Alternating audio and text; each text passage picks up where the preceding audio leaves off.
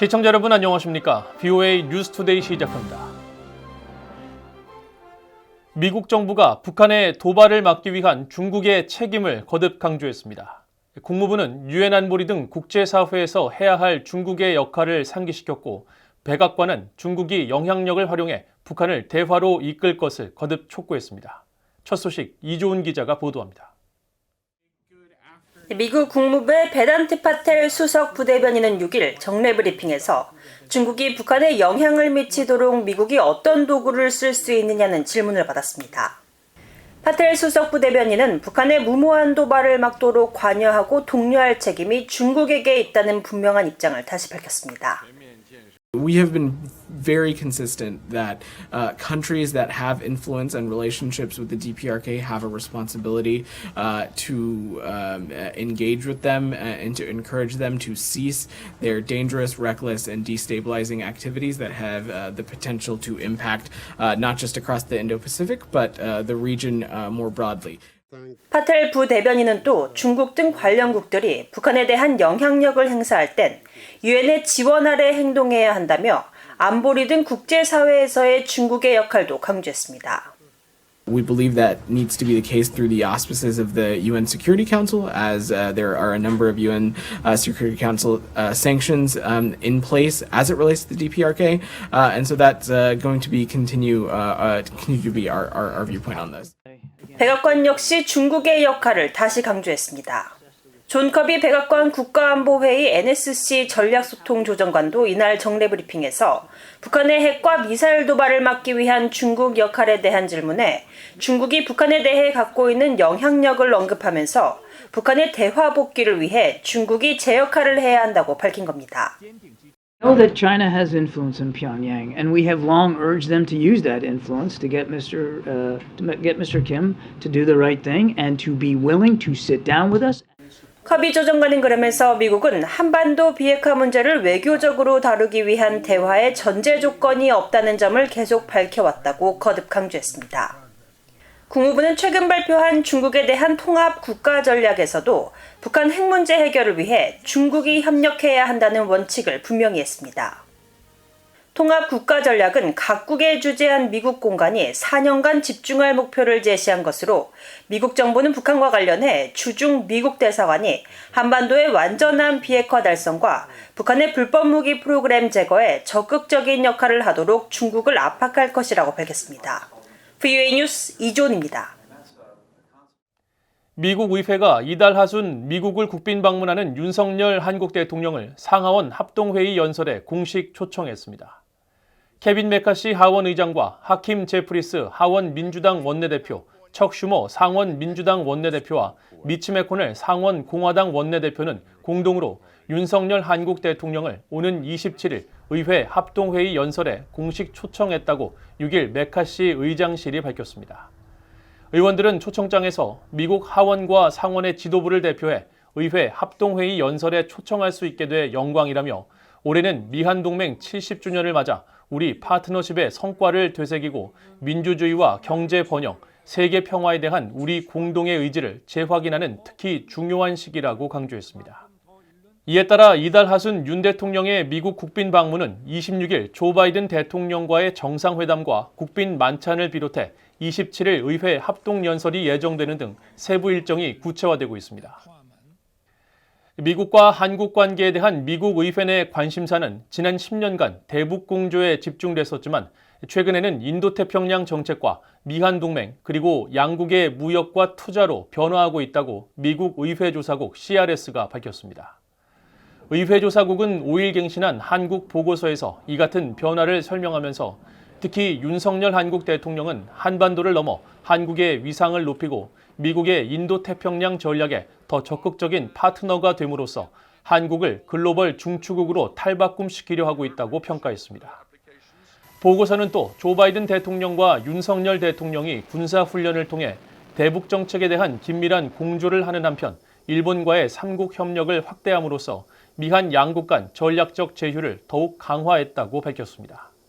하지만 기술 개발과 공급망 회복력을 촉진하기 위한 두 나라의 노력과 공동전선 확대에도 불구하고 미국의 인플레이션 감축법에 담긴 전기차 관련 조항에 따른 한국의 불만으로 양국 간 경제적 마찰은 늘었다고 진단했습니다. 어제 공개된 유엔 안보리 대북제재위 전문가 패널의 연례 보고서에는 북한 당국이 아직도 해외 노동자들을 파견해 외화벌이를 이어가고 있는 정황이 구체적으로 지적됐습니다. 이들은 중국과 동남아시아 등지에서 북한 당국의 지시를 받아 외화를 벌어들이고 있는데 보고서에서는 북한의 화가, IT 정보기술자, 무기거래상들의 활동이 포함됐습니다. 조은정 기자가 취재했습니다. 중국 북경 차오이 온라인 문화교류 유한공사의 웹사이트에서 판매되는 그림입니다. 이 그림을 그린 화가는 북한 만수대 창작사 소속으로 돼 있습니다. 이곳에서는 초상화 제작도 주문받고 있는데 고객이 연락을 취하면 베이징 소재 작업실에서 북한 화가와 상의를 한다는 설명이 나와 있습니다. 북한의 핵 미사일 개발에 따른 유엔 안보리 대북결의 2371과 2397호에 따라 만수대 창작사 그림 판매와 북한 노동자의 해외 외화벌이는 금지돼 있습니다. 유엔 안보리 대북제재위원회 전문가 패널은 5일 공개한 연례 보고서를 통해 만수대 창작사 등의 북한 그림을 거래한 중국 업체 2곳에 대해 조사를 벌이고 있다고 밝혔습니다. 전문가 패널은 중동 도시 두바이에서 활동하던 북한의 IT 정보기술자 오충성의 행방도 쫓고 있습니다. 오충성은 지난 2월 한국 정부가 사이버 분야 첫 대북 독자 제재 대상으로 올린 인물과 동일인일 가능성이 매우 높으며 오충성은 국방성 소속 IT 인력으로 두바이 등지에서 여러 회사에 IT 프로그램을 개발해 제공한 혐의를 받고 있습니다. 전문가 패널은 오충성이 2021년 12월 동남아 국가 라오스의 수도 비엔티안에 도착한 사실을 확인하고 그의 활동 정보를 입수해 조사하고 있습니다. 전문가 패널은 또 동남아 여러 국가를 돌아다니고 있는 북한인 리철남도 조사하고 있습니다. 리철남은 2005년부터 캄보디아를 근거지로 식당과 도매 무역, 환전 등 여러 외화벌이 사업을 벌였고 2019년 체류 비자가 만료됐습니다. 전문가 패널은 캄보디아 정부가 지난해 1월 리철남을 체포해 추방할 것이라고 보고한 이후 리철남이 캄보디아를 떠나 베트남과 라오스, 중국 등지를 이동하고 있는 것으로 알려져 조사하고 있다고 밝혔습니다. 다른 유엔 회원국은 리철남이 무기와 군사 장비, 다이아몬드와 금 거래, 불법 금융 활동에 연루된 것으로 추정된다고 보고했습니다. 중국, 러시아도 찬성한 유엔 안보리 대북결의는 모든 유엔 회원국들이 북한 노동자들을 2019년 12월까지 본국으로 송환하도록 했습니다. 따라서 이번 보고서 내용대로 동남아를 비롯해 중국과 러시아 등 해외를 떠돌며 아직도 외화벌이를 하고 있는 북한 노동자들과 그들을 고용한 업체들은 모두 대북 제재를 위반하고 있는 것입니다. VOA 뉴스 조은정입니다. 북한 해킹 조직의 암호화폐 탈취가 잇따르고 있는 가운데 미국 재무부가 처음으로 탈중앙화 금융체계 디파이를 악용한 사이버 범죄 평가 보고서를 발표하고 북한을 주요 행위자로 지목했습니다.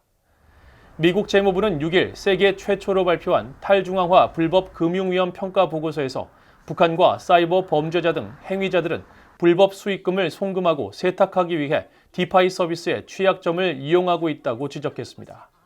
또 미국과 유럽을 비롯해 유엔의 제재 압박을 받고 있는 북한은 가상자산 서비스 업체와 디파이 서비스에서 점점 더 가상자산을 훔치려 하고 있고 대량 살상 무기 프로그램을 위한 수익을 창출하고 있다면서 악의적 사이버 침해와 자금 세탁 활동을 지원할 수 있다고 경고했습니다. 탈중앙화 금융체계를 뜻하는 디파이는 은행 중심의 기존 금융산업과 달리 암호화폐 블록체인 기술을 이용해 중개인 개입 없이 개인이 진행하는 금융거래로 기존 금융체계에 비해 보안이 취약한 것으로 알려졌습니다. 현재 북한의 인도주의적 상황을 악화시키는 주된 원인은 국제사회의 제재보다 오히려 북한 자체의 장기화된 국경 봉쇄 조치가 원인이라는 분석이 나왔습니다. 유엔 안보리 대북제재위원회 전문가 패널이 5일 발표한 연례 보고서에 포함된 6개 비정부 기구들에 대한 설문조사 결과에 따르면 북한 당국의 자체 방역 조치로 외부 지원 물자 반입이 제한되는 현재 상황에서는 유엔 제재가 북한의 인도주의적 상황에 직접적인 영향을 미치지 않는 것으로 분석됐습니다. 또 이들 단체들은 북한은 코로나 발생 이전에도 전체 주민 가운데 40% 정도가 영양 부족을 겪었다며 현재는 식량 안보와 보건, 식수 상황이 더 후퇴했을 것이라고 진단했습니다. 이상으로 BOA 뉴스투데이를 모두 마칩니다. 시청해주신 여러분 고맙습니다.